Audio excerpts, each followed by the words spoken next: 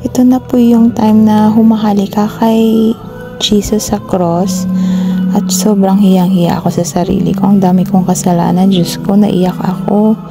Lord, patawarin mo ako sa mga kasalanan ko po.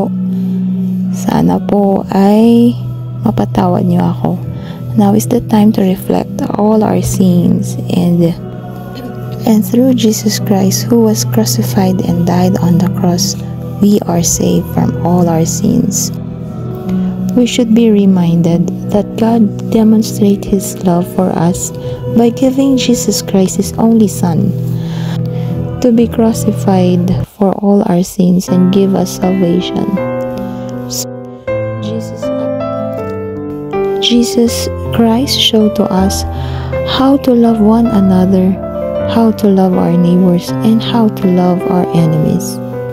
And if we live that commandments in our daily life, then the whole world will be at peace. Hopefully.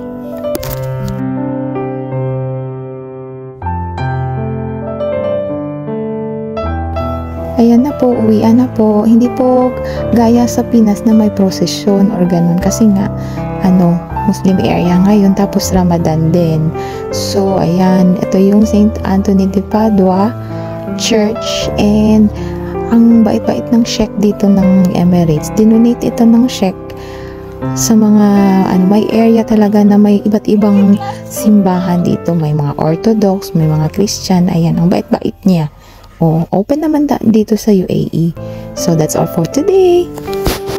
Babush kalabush!